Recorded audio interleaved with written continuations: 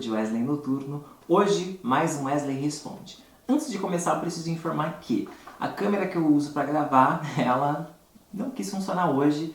Eu vou arrumar ela, mas por enquanto estou usando essa, que é a Coolpix B600. Nessa câmera que eu estou usando hoje, eu não consigo plugar o microfone. Então, se vocês escutarem algum ruído, faz parte, é isso aí, vida que segue, melhor do que nada. Antes de eu começar, deixa o seu like, isso é importante para mim, o YouTube vê toda essa interação e me ajuda, então deixa o like, comenta aqui embaixo e lembre-se de compartilhar o vídeo. Se você é novo no meu canal, se inscreva, se você não é inscrito. E hoje mais um Wesley Responde. A Ellen é uma brasileira residente na Alemanha, ela viu alguns vídeos, é inscrita no meu canal, me acompanha também lá no Instagram, @Wesley Noturno, e a Ellen escreveu para mim. Então, bora pro vídeo porque tá babado.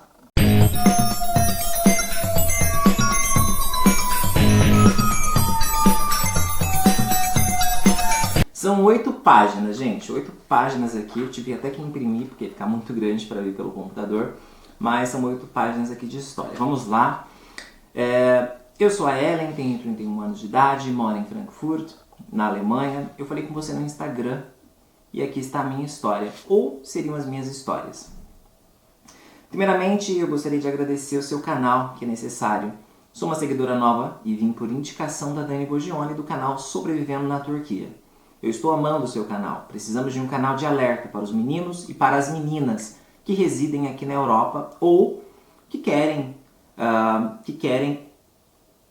residir aqui na Europa. Eu sei que tem muita gente que tem o sonho de morar aqui, mas como já diz o velho ditado, até mesmo as belas rosas têm espinhos e aqui não poderia ser diferente. Nem tudo é bom e nacionalidade não define caráter, não é mesmo? Ela pergunta aqui. Bom, minha história vem com react, uma reação às suas histórias, começando com a Ana, que conheceu um gringo na internet.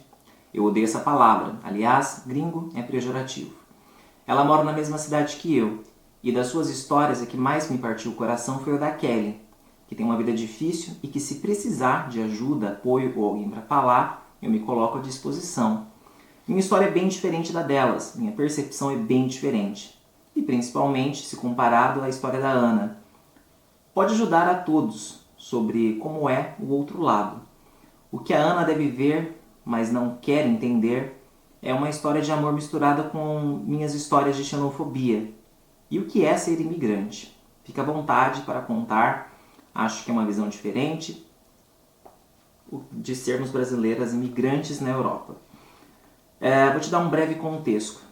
Eu cresci em São Paulo, capital, dentro de uma família amorosa, com seus problemas de família, mas com problemas corriqueiros, de um querendo se meter na vida do outro. Ainda assim, os meus pais nunca me bateram. Eram rígidos, exigiam um comportamento exemplar e notas mais do que exemplares ainda. Mas são pais amorosos. E uma das coisas que eu mais tenho saudades do Brasil, meus pais, minha irmã e minha família. Sinto falta do caos de todo mundo, dos meus tios, dos meus primos, tias, dos almoços de domingo na casa dos meus avós. Porém, quando escolhemos emigrar, já sabemos que a família ficará mais distante. Eu vim de um relacionamento moral e psicologicamente abusivo e eu tive muita sorte, porque nunca cheguei a morar com o meu abusador. E mesmo assim, ele fez um estrago grande na minha vida. Os meus pais perceberam que havia algo de errado comigo e não era o estresse do trabalho e faculdade que eu estava jogando todos os meus sonhos e desejos para o alto. Eles me forçaram a fazer terapia. Isso me salvou. Eu consegui me libertar dele. Consegui recomeçar a minha vida. E se quiser eu posso contar isso em outro e-mail, como esse relacionamento, falando desse relacionamento. Isso aqui, essa parte, ela conta do passado. Já trocamos figurinhas aqui no e-mail. Ela vai escrever a parte 2, contando, desse relacionamento abusivo. Eu falei para ela, manda sim, pelo amor de Deus. Vamos lá. Depois deste relacionamento, eu voltei a focar no que eu queria. Eu já havia me formado na faculdade e perdido a oportunidade de ouro de morar na França. Sim, eu joguei fora por causa do embuste. Eu trabalhava muito e comecei a juntar dinheiro para realizar o meu sonho de morar no exterior. Eu não sou aquela pessoa corajosa que sai sem nada e vai com a cara e com a coragem. Eu precisava ter algum tipo de segurança que eu conseguiria me estabilizar. Uma das formas que eu encontrei foi através do estudo. Eu sempre fui muito nerd, estudiosa e com muito orgulho. Eu sabia que estudar era uma das formas para abrir as portas para um trabalho na Europa. E não é a única. Acho que vale reforçar que existem muitas outras possibilidades de vir legalmente sem precisar casar. Maravilhosa. Tá aí, olha, vou até grifar aqui, cadê? Vou até grifar isso aqui, gente. Maravilhosa mesmo. Muita gente vem pra cá, olha o barulho. Muita gente vem pra cá achando que a única forma de conseguir ficar no exterior é casando, procurando marido, engravidando de gringo, por aí vai. Não, tem como você vir como au pair, tem como você vir por contrato de trabalho, tem como você vir para estudar. Existem outras várias formas de você conseguir entrar na Europa para emigrar. É claro que cada país tem seus acordos, né? Eu acredito que Portugal seja um dos países mais fáceis para brasileiro entrar, porque Brasil e Portugal têm um acordo. Para estudar, eu acho que todos os lugares aqui são maravilhosos. Dublin, né? A Irlanda inteira é conhecida pelo número gigantesco de brasileiros que vão lá para aprender inglês. Tem as faculdades, universidades, estudos, cursos, trabalhos em Portugal. Enfim, existe N formas de você conseguir vir para a Europa sem se envolver na fuleiragem. Acho que vale falar que a minha família, tanto da minha mãe quanto do meu pai, são famílias de imigrantes. Chegaram no Brasil sem nada e construíram tudo. Por isso, eu já tinha dupla nacionalidade portuguesa. Mesmo assim, existem outras formas de vistos e etc.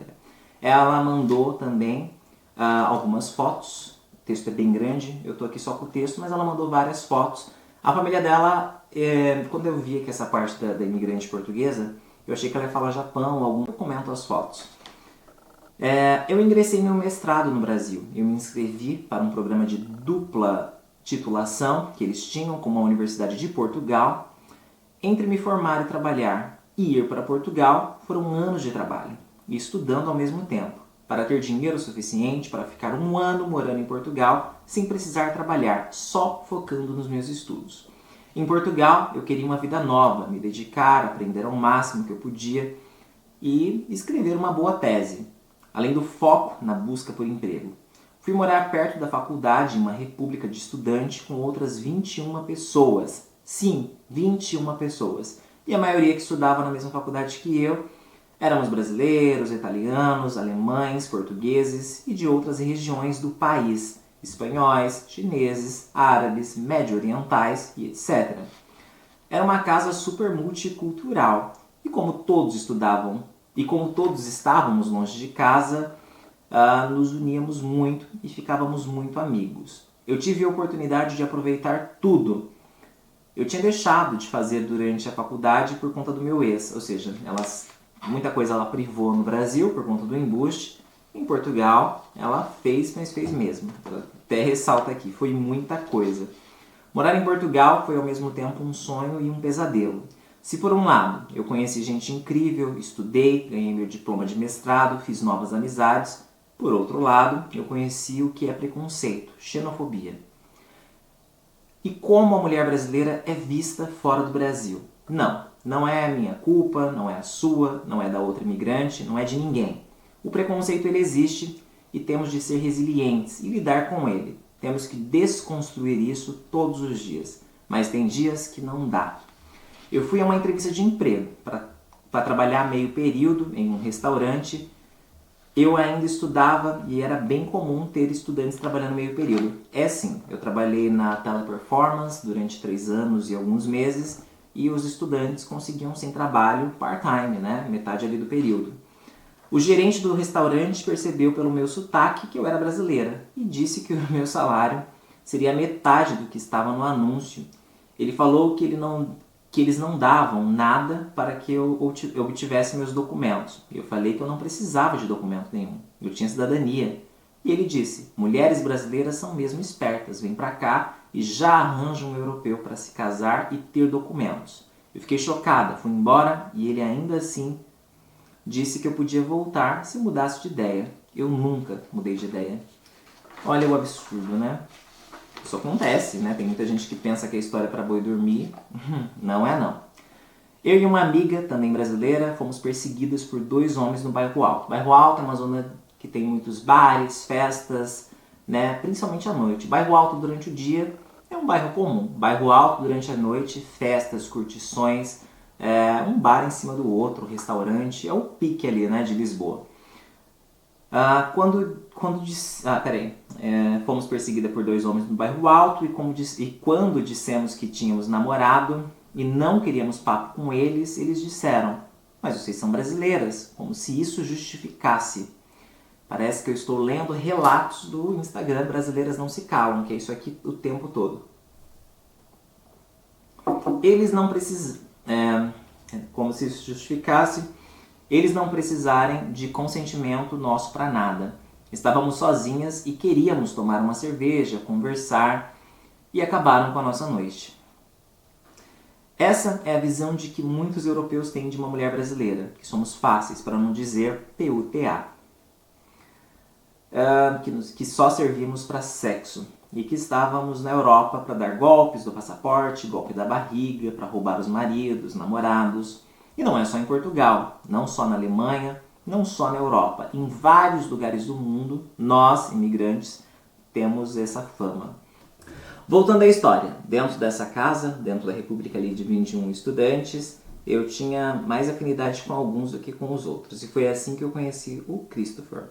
Ele, na verdade, foi a primeira pessoa que eu conheci quando eu cheguei em Portugal. Todo mundo estava em seus respectivos países, no recesso, Natal e Ano Novo. E quando eu cheguei em janeiro, só ele que estava ali. Eu fui antes das aulas começarem para me organizar e por algum motivo ele estava ali na casa sozinho. Tinha descido para a cozinha para tomar café da manhã, de pijamas. Aliás, crente de que estava sozinho. E eu esperando o senhorio chegar para me dar a chave do quarto. O Christopher, ele é alemão, de uma família super legal. Ele não é loiro, ele não tem os olhos azuis. Gente, acreditem, muitos alemães não são loiros nem de olhos claros. E que nem dinamarquês, né? Os escandinavos, então tudo ruivo. Não, gente, tem preto, tem asiático, tem de tudo. Gente, pelo amor de Deus, né? Nós não estávamos no mesmo curso. Eu cursava gestão, ele finanças, mas compartilhávamos os mesmos amigos e sempre estávamos juntos. Geralmente, eu e meus amigos na casa estudávamos juntos, saíamos juntos, fazíamos churrasco, íamos ao Bairro Alto juntos. Depois dos exames, foi algo incrível. Eu fui criada à base de comida japonesa, que não é só sushi, aliás. Eu sentia saudade da comida da minha mãe, mas só tinha restaurante de sushi. Então, em uma noite, fazendo jantar, falei para todo mundo: olha, eu estou indo para um restaurante. Em uma noite, fazendo jantar, eu falei para todo mundo que estava na cozinha, umas outras 5 pessoas, que eu iria para um restaurante japonês naquela sexta-feira. E se alguém quisesse, podia me mandar mensagem que a gente combinava onde se encontrar. O Chris era o único que falou que podia, então marcamos e estava tudo certo. Depois das aulas, nos encontramos na saída da faculdade. Fomos para o LX Factor, havia ouvido falar muito bem de lá. Bom, jantamos, conversamos, rimos, dividimos a conta, detalhe importante. E quando estávamos indo embora, ele perguntou se eu não queria ir ao Rooftop Bar. Gente, LX Factor é maravilhoso. Se você visitar Lisboa, por favor, vá ao LX Factor. Tem um café que é dentro de uma livraria linda e que há muitos anos atrás era uma fábrica. Eu fiz uma tatuagem no LX Factory, maravilhoso, fantástico. É uma galeria assim incrível. Pisou em Lisboa, LX Factory. Sobre o Rooftop Bar que ela foi, eu fui na festa da Teleperformance quando eu trabalhei para o projeto Supercell, que é um projeto de games. Vocês já devem ter ouvido falar nos jogos deles: Clash Royale, Clash of Clans, Heyday, Boom Beach. Eu trabalhei para essa empresa, eu trabalhei ajudando para os jogos Clash Royale, Clash of Clans e o Heyday. Eu trabalhava só para eu cuidava desses três jogos, né? Eu dava ali suporte para esses 3 jogos. Maravilhoso. E eu fui lá numa festa incrível. As festas da Teleperformance sempre foram maravilhosas. Essa em específico, a gente tinha até copo com o slogan das cartas, dos cards. A gente ganhou também várias coisinhas. Eu adorei, né? Só para ressaltar. Enfim, um lugar muito bonitinho. Bom, eu já estava ali e por que não ir no rooftop? Pegar o comboio mais... Eu ia pegar o comboio mais cedo, mas por que não pegar mais tarde? Não fazia diferença, já que o dia seguinte era folga. Estávamos sentados, tomando um drink, conversando, admirando a vista, que é muito linda. E também é muito próximo do rio. É lindo, gente, é lindo, lindo, lindo. Quando ele se sentou ao meu lado e passou o braço pelos meus ombros, me abraçando e me puxando para perto, só isso mesmo, eu entrei em pânico. Eu fiquei paralisada por 5 minutos. E ele jura que foi mais de meia hora. Eu estava em um encontro que eu não fazia ideia. Eu tinha ido do jeito que eu estava, sem banho, sem nada, depois de passar o dia inteiro enfurnada em uma sala, com a cara toda amassada, sem maquiagem, sem nada. O máximo que eu tinha feito era escovar os dentes e repassar o desodorante. Eu não estava esperando um date. De acordo com ele, eu o convidei para o date. Olha, a percepção é completamente diferente, né? Às vezes uma coisa soa normal pra cá, mas pra lá é assim que eles, que eles veem, né? Date.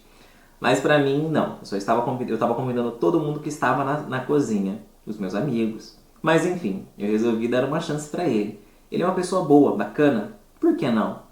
Nos despedimos na porta do meu quarto, dei um beijo nele para motivar o convite para o próximo encontro e ele me convidou para o nosso primeiro encontro oficial para mim, para ele o segundo. E assim foi. A verdade é que eu sempre tive medo de confiar. Neste meio termo, entre o meu ex-abusivo e Portugal, eu havia saído com alguns outros homens. No Brasil mesmo, mas eu sempre tinha um pé atrás. Eu tinha medo de entrar novamente em um relacionamento abusivo. Então, eu analisava os mínimos detalhes dos comportamentos deles para tentar ver os sinais que eu já conhecia bem. Sim, eu stalkeava mesmo, para ver se não tinha nada de errado nas redes sociais. Eu falei com ele que eu queria manter isso, que estava acontecendo conosco, apenas entre nós por um tempo. Ele relutou, porque o melhor amigo dele iria visitá-lo em breve e ele queria me apresentar como namorada, mas concordou. Já estamos ficando há algum tempo. Fui stalkear ele, óbvio, com a ajuda das minhas melhores amigas que haviam ficado no Brasil. Não demorou muito, apareceu na rede social que ele tinha uma foto compartilhada por uma mulher, linda, loira, olhos azuis, uma alemã como ele. Ele e ela super íntimos, em um texto gigante em alemão. Óbvio que eu fui traduzir o texto para me torturar. Uma declaração gigantesca de amor de anos juntos em um relacionamento. Na hora, passou pela minha cabeça. Estava bom demais para ser verdade. Data? Janeiro, pouco antes de eu chegar. Isso me deixou muito insegura, porque temos uma pequena diferença de idade. Eu sou mais velha e todos os alarmes de embuste dispararam dentro de mim. Então, eu fiz uma coisa não muito certa. Ao invés de confrontá-lo diretamente, eu chamei um amigo nosso da casa, que é super fofoqueiro. Fui tomar um café com ele entre as nossas aulas e começamos a falar sobre as aulas e tal. Depois, ele voluntariamente começou a me contar umas últimas fofocas da casa e abriu uma brecha para eu perguntar sobre o Chris e a tal mulher maravilhosa. Eu achava que eu ouviria sobre ela ser a namorada dele. Já imaginava que ele seria um embuste pelo qual eu estava apaixonada. Porém, ainda era cedo e eu sairia dessa sem muitos danos. Mas, aparentemente, a mulher era uma ex-namorada. Eles terminaram pouco depois do Réveillon. Mais aliviada, eu fui conversar com o boy sobre a foto e ele me contou tudo sobre o relacionamento deles. Respondeu todas as minhas perguntas e por que ele decidiu terminar. Eles basicamente queriam coisas diferentes da vida e depois disso contamos tudo para todo mundo. Então, eles contaram que eles estavam juntos. Era oficial, estávamos namorando, não teve pedido nem nada. Foi só comunicar todo mundo que estávamos juntos, tornar público. Nossos amigos ficaram felizes e surpresos. Ninguém mesmo imaginava nós dois juntos. Isso não veio sem os seus percalços. Quando começamos a andar de mãos dadas na faculdade, um conhecido dele o puxou de lado e falou: "Você deveria ficar de olho, cuidado." E ele respondeu por quê? É uma brasileira, e toda brasileira é puta. Que eu queria engravidar, aplicar o golpe do passaporte nele. E o primeiro cara com dinheiro que aparecesse, eu iria deixá-lo a ver navios. O tal sujeito era um austríaco. Sabe qual é o pior? Eu nunca tinha nem falado com ele. Só sabia quem ele era de vista. Com 6 meses de namoro, fomos morar juntos de verdade, apenas eu e ele. Loucura total e completa. Sabe o que é mais louco? Ele propôs e eu achei estranho. E resisti. Porque ele era o cara que não queria morar junto com a ex. Por que ele ia querer morar comigo? No fim, concordei e em 6 meses de mestrado, em 6 meses o mestrado ia acabar, se o nosso relacionamento não desse certo. Cada um pegava suas coisas e seguia o seu caminho, sem ressentimento. Ele já tinha uma proposta de emprego na Alemanha e eu tinha uma oferta de trabalho em Portugal, para assim que concluísse o mestrado. Então, no pior dos cenários, a gente nunca mais precisava se falar ou se ver. Também tínhamos amigos para pedir abrigo temporariamente se precisássemos. E depois estaremos em países diferentes. Topei, dividimos as contas, todas as tarefas domésticas e deu muito certo. Deu certo até demais. Foi horrível levá-lo ao aeroporto depois que nos formamos. Neste meio tempo, conheci a família dele, fui para a Alemanha passar o Natal com a mãe, na Baviera, e o estado mais conservador da Alemanha. E no ano novo eu fui com o pai dele e com a madrasta para Frankfurt. Em todas as situações, a primeira pergunta que me faziam era sobre os meus planos de permanecer na Europa. Como eu faria isso? Uma pergunta quase inocente, mas era claro que estavam me medindo. Eu falo que essas perguntas são um teste para nos medir, principalmente porque somos brasileiras e latinas, e como o colega disse antes, somos putas atrás de um passaporte vermelho. A maioria das brasileiras e brasileiros aqui são trabalhadores, honestos, mas uma minoria, infelizmente, quer dar golpe. Mesmo e ainda por cima se orgulha disso. Eu falei que eu tinha cidadania portuguesa e parece que tudo ficou mais leve para mim. Fui super acolhida pela família, pelos amigos também. A vida seguiu e eu estava amando o trabalho. Eu odiava o meu. Ele estava amando o trabalho e eu odiava o meu. Não o trabalho em si, mas eu sentia que havia algo errado. Não me davam responsabilidade nenhuma. Nada desafiador e nada significativo. Eu demorei para descobrir o porquê. Em uma sessão de feedback, minha chefe falou dos meus pontos positivos. Dos meus negativos, ela disse: teu inglês é excelente, mas está na hora de aprender a falar e escrever. Será que é o que eu estou pensando? Falar e escrever o português de Portugal. Meu Deus. Aí falou que ela não sabe escrever o português e ela precisa estudar e aprender. Os e-mails, os relatórios contêm imensos erros e problemas graves com o idioma. Wesley, eu fiquei em choque. Essa foi só a primeira vez. Houve muitas outras. Eu nem soube o que responder, porque eu não acho que eu escrevo tão mal assim. Faziam piadas ou referências a brasileiras como se eu fosse incompetentes, ruins, sem capacidade intelectual, e eu era a primeira e única brasileira que havia conseguido entrar naquele departamento. Teoricamente, era uma empresa internacional com funcionários estrangeiros, principalmente em outras áreas, menos na minha.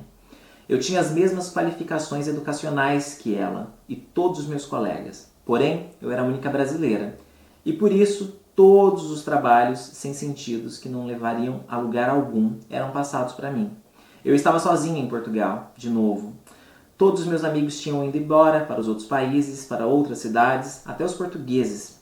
Mas eu precisava desse trabalho para viajar para a Alemanha e manter até eu encontrar alguma outra coisa. Comecei a mandar currículos e a pandemia chegou e piorou ainda mais o mercado de trabalho. Eu vi que eu ficaria sozinha, isolada e sem poder ver ninguém. As fronteiras ameaçando a fechar. O Chris já tinha assinado o contrato de aluguel do nosso apartamento na época, mas ele se mudaria em junho. Ele estava morando com o pai e com a madrasta nos arredores de Frankfurt. O meu sogro e a esposa deles falaram para o Chris que não conseguiam me imaginar sozinho em Portugal, sem família, sem amigos, sem suporte, sem ninguém, caso as fronteiras fechassem. Menino, eu fiquei em Portugal em lockdown sozinho. Foi precisei de muita ajuda, muito apoio psicológico, muito medicamento. Meu marido, na época noivo, me ligava todos os dias. Minha melhor amiga não podia sair da casa para me ver, porque o lockdown em Portugal foi fodido. Por isso, digo que eles são minha segunda família. Eles todos me ligavam para ver, olha exatamente, eles todos me ligavam para ver como eu estava e como estava a situação em Portugal. E quando eu confirmei que no meu trabalho ficaríamos trabalhando em casa até o verão, eles compraram a minha passagem e me mandaram ir morar com eles. O tanto que eu precisasse. Eu fui e fiquei na Alemanha até setembro, quando o meu escritório reabriu. Nesse meio tempo, ajudei o Chris com a mudança e a mobiliar o apartamento. Começamos a conversar sobre como acabaríamos com a distância do nosso relacionamento. Ele estava muito preocupado com o meu estado emocional. Eu estava fazendo terapia, me sentia deprimida, exausta, sem energia para nada. A minha terapeuta disse que eu havia entrado em um processo de burnout. Gente, deixa eu... Passar o lockdown em Lisboa, eu tenho vários vídeos aqui que eu conto. Eu tomei, não foi um medicamento, eu tomei escitalopram, Xanax, eu tomei Valdispernoite, tudo que era remédio que me davam eu tomava para conseguir dormir, porque eu fiquei eu tava com depressão, eu tinha acabado de ser agredido, eu fui agredido em fevereiro, o lockdown foi em março, tudo junto, trancado num local, sem luz basicamente, sozinho. O lockdown em Portugal foi seríssimo. Não é fácil. Piorou muita coisa, veio muita coisa, muitos traumas. Eu precisei de muita ajuda e sou grato à Associação Portuguesa, né, a ILGA Portugal, que é uma associação que cuida de gays, lésbicas e pessoas de intersexo, porque isso aqui é sério, isso aqui é gravíssimo. Vocês que estão em outros lugares, tem lugares que não sabem, não conhecem o que é um lockdown, mas em Portugal o lockdown foi seríssimo, o primeiro lockdown.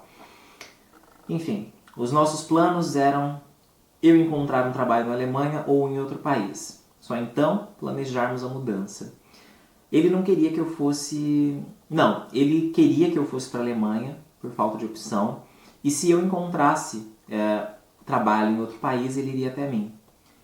Como diagnóstico do negócio que ela estava ali, como diagnóstico de burnout, acho que é assim que... Gente, eu não sei pronunciar isso. Com o diagnóstico, a nossa conversa mudou. Chegamos à conclusão de que era melhor eu ir para a Alemanha, já que ele tem um bom trabalho. O Chris me confessou que tinha medo de eu não gostar de morar aqui e não me adaptar. Por isso, quando batemos o martelo sobre vir para cá, ele me jurou que se eu não me adaptasse, eu poderia escolher qualquer outro país.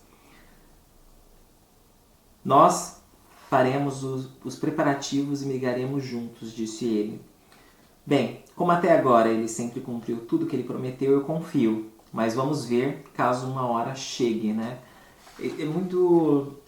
Sabia que quando eu escolhi vir para Dinamarca, o medo do meu marido, na época noivo, namorado, de que eu não me adaptasse com a Dinamarca, foi tão grande que ele falou a mesma coisa para mim, que se eu não quisesse vir, se eu mudasse de ideia ou se eu não me adaptasse aqui, ele iria comigo para outro país. Meu marido já foi casado Meu marido já foi casado antes, deu ruim. Aqui tem uma falta de sol muito grande, né? Eu tenho outros vídeos que eu mostro um equipamento que a gente usa para ter vitamina D no inverno, porque há semanas que não tem sol, falta, né? E eu já tenho depressão, quadro depressivo, então pela falta do sol e tudo isso influencia. Tem a depressão sazonal de inverno. Então, eu escutei isso aqui também. Eu entendo o que é isso. Aqui na Alemanha, eu tenho amigos que havia conhecido ainda em Portugal. Morávamos e estudávamos juntos. Moramos e estudamos juntos, principalmente nas proximidades de Frankfurt, onde moramos. Além da família dele, que apesar de não morar tão perto, me acolheram quando eu mais precisei, exatamente igual. Eu vou comentar muito agora, porque isso aqui eu tô vendo na história dela, mas eu vi na minha também. A família do meu marido, por exemplo, aqui em Copenhague só tem uma irmã que mora, mas não é perto, tem que pegar metro e é quase meia hora, 40 minutos. E tem a outra irmã que mora em uma outra ilha, né, bem longe daqui. Mas é bem longe mesmo, né? Quase beirando ali, fronteira com a Alemanha, 2 horas de trem. Enfim, Hoje eu me dedico a estudar alemão e faço uns trabalhos de freelancer para a minha antiga empresa sem compromisso, sem precisar ter contrato com as pessoas. Só entregar, emitir recibos verdes e receber o meu dinheiro.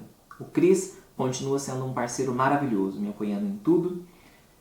Eu endeuso ele porque ele é uma boa pessoa, porque ele e a família estiveram comigo quando eu mais precisei e ainda estão. Ele confia em mim, me apoia em meus sonhos, ambições. Ele até tenta me ajudar o quanto possível. Nem sempre é. Pela primeira vez na vida eu tenho uma relação com ela. Temos planos de nos casarmos algum dia. Coloca uns 2 anos aí pra frente. Mas não temos planos de filhos. Tomamos todos os cuidados para evitarmos uma surpresa. Eu não quero pensar em Haia por enquanto, convenção de Haia. Eu amo estarmos juntados e por enquanto isso é o suficiente para nós dois. Se tudo der certo, em breve me recolocarei aqui na Alemanha, falando alemão, e ele conhecerá meus pais pessoalmente. Por enquanto, só por chamada de vídeos, já que a pandemia acabou com os nossos planos de ir para o Brasil em 2020. Aqui também. Meu marido, ele quer muito conhecer os meus pais e estamos aí, né? Os planos para pós-pandemia é pelo menos uns 14 dias ali com a minha mãe, com meu pai, visitando, porque há 7 anos eu não piso no Brasil. Saí do Brasil 7 anos atrás, nunca retornei. E Wesley lá do passado, incoerente, revoltado, adolescente, ficou por lá, né? Eu cresci, eu amadureci e também tenho esse plano de voltar para o Brasil só para mostrar, né? Apresentar para o meu marido, os meus amigos, os meus familiares. Minha mensagem para quem sonha em vir para a Europa é: eu quero que vocês venham, mas venham por si mesmos. Venham para estudar, para trabalhar, para fazer intercâmbio, para aprender idiomas. Há milhares de formas de vir e aproveitar ao máximo. Há várias formas de conseguir sua cidadania também. E tudo isso sem precisar se casar com ninguém. Não achem que só porque o seu crush é estrangeiro ou estrangeira, necessariamente é melhor do que um brasileiro. Ou que é uma boa pessoa. Nacionalidade não define caráter. E eu acho que a maioria das pessoas idealiza que, afora do Brasil, não se entreguem para se tornarem vítimas de relacionamentos abusivos, como alguns casos no seu canal. E não normalizem o abuso. Vida de imigrante já não é fácil, pior ainda quando somos vistos como objetos sexuais. Já vimos muitos exemplos dos gringos que correm atrás de brasileiras e brasileiros para fazê-los de parideiras e brinquedos sexuais, de escravas, de cuidadoras de pais idosos, as colocam em cárcere.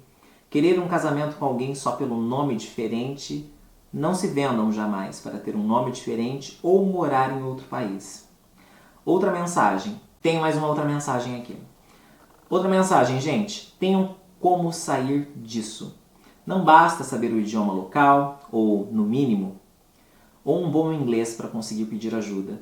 Tenham também o seu dinheiro separado e um dinheiro para as emergências. Vocês nunca sabem quando as coisas podem mudar. Exatamente. Tenha o seu dinheiro, porque just in case você pode comprar sua passagem para ir embora, você pode evitar dormir na rua. Já tivemos casos que o pessoal põe para fora e fica na rua mesmo. Paga um hostel, paga um hotel, seja o que for. Saia dignamente, né? Eu tenho como sair caso as coisas mudem. Tenho a minha conta, meu dinheiro separado. Garantam que vocês tenham também. A gente nunca sabe o dia de amanhã. Maravilhosa! Exatamente. Eu tenho para onde ir, eu tenho a minha conta, eu tenho meu cartão cidadão português, meu BI, eu tenho a minha cidadania portuguesa. Minha nacionalidade, perdão, cidadania não, porque não, né? Eu tenho a minha nacionalidade portuguesa. Se der ruim, eu decido se eu continuo na Dinamarca, decido se eu volto a Portugal, ou eu abro o leque aqui do espaço Schengen e decido para onde eu vou.